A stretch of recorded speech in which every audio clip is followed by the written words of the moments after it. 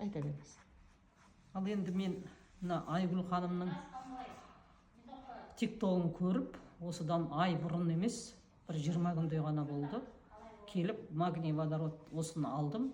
Өйткені жолдасым 5 жылдан артық бірінші топтағы инвалидке өтті таяуда. ХПН 5, хронический почечный недостаточность дейді ғой. Сонан 600-ден асып тұрған креатиніні кеше анализ тапсырсам 438-ге түсіпті. Ол мен енді дәстүрлі медицинаны жамандамаймын ғой, бірақ қанша жатқызғанда о жерде оншаға түсірген емес. Енді бүгін соны бір Алладан кейін осыған сеніп, біреуін сол кісіге, біреуін Қарқаралда сіңіліме. Ол кісіде тоже 3-ші стадия поджелудочной железы, рак, онкология отказ берді, қолымыздан ештеңе келмейді. Осыны беріп жатырмын енді. Бір Алла, соның кейін осыны ішкеннен кейін сіңілім тамақ жүрмей тұрған, бәрінен ташыната болып. Енді білесіздер ғой, ұйқы без деген не екен.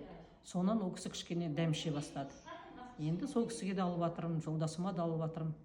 Алып жатқан, осыны сатып жатқан ханымдарға, Айгүл ханымның бұрыннан көріп жүрген, бірақ кейде ұға қоймайсыз ғой, адамға ол адам жеткізіп айту керек. Осы кісінің айтқанына бір түннің ішінде маған ұнады да, сосын келіп алдым. Енді тәуба, жаңа тағыда мен келе жатырмын деп, бұл кісіңіз қашық болса да келіп жатыр. Рахмет, еңбектеріңіз жансын, ауырған адамдар жазылса, әлі бұдан да талай результат, талай нелер көреміз деп ойлаймын.